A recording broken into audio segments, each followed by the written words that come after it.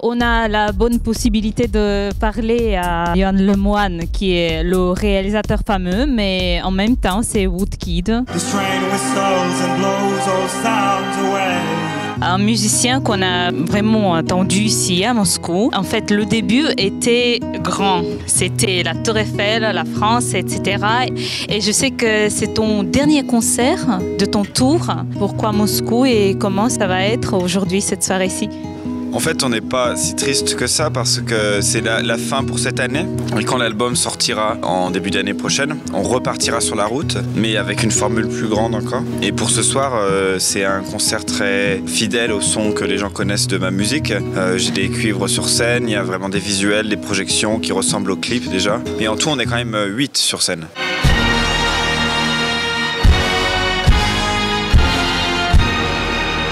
Tu es vraiment un réalisateur de gens de masse.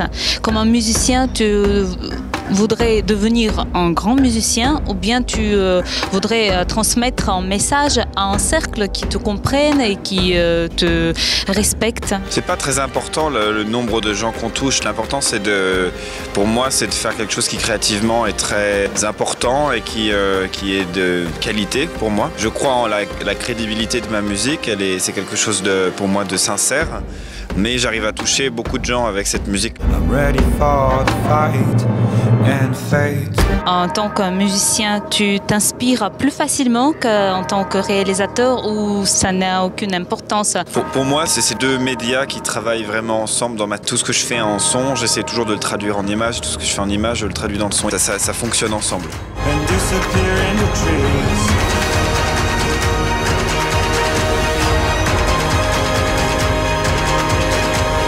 Tu te lèves avec une idée créative ou bien c'est avec elle que tu te couches ou bien tu fais quelque chose dans ta tête pendant que tu rêves?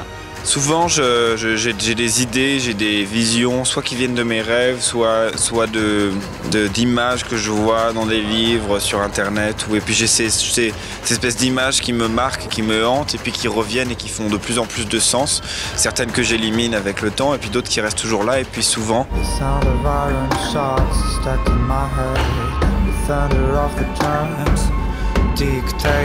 Si on parle de tes vidéos, le petit garçon qui est présent dans tes deux vidéos, en fait, en musique, c'est toi qui es le garçon. Et le garçon qui est physiquement dans tes clips, c'est qui? Oui, c'est une espèce d'inspiration de ma vie, mais à une échelle plus universelle et plus large. C'est un enfant qui passe de l'état d'enfant à l'âge adulte, en fait, et qui devient de l'état de bois, le Woodkid, en fait, à l'état de marbre, en fait. Physiquement, c'est un casting, ouais. C'est quelqu'un qu'on a casté quand on a fait le premier clip, Iron, qui au début, évidemment, avait juste ce rôle du représentant de l'enfant mort.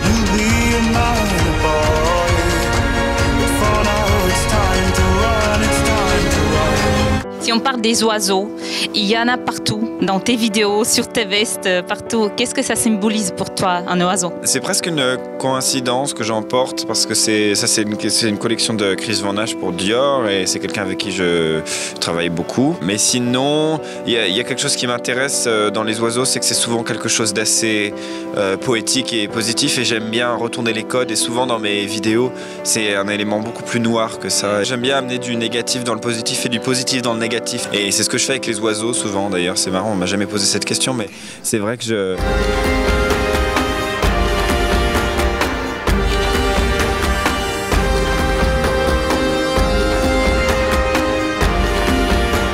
Ça en fait inspire beaucoup de collections de mode. Tu as déjà dit de Dior, la dernière collection automne-hiver. C'était la source d'inspiration et c'était en fait la musique. Qu'est-ce que tu vas continuer cette histoire, mode musique? Le monde de la mode ne m'intéresse pas tant que ça. Ce qui m'intéresse, c'est plus le vêtement en lui-même. J'aime comment le vêtement transforme un personnage et même moi, souvent, en fonction de ce que je porte, je vais réagir différemment sur scène. Je vais bouger d'une manière différente.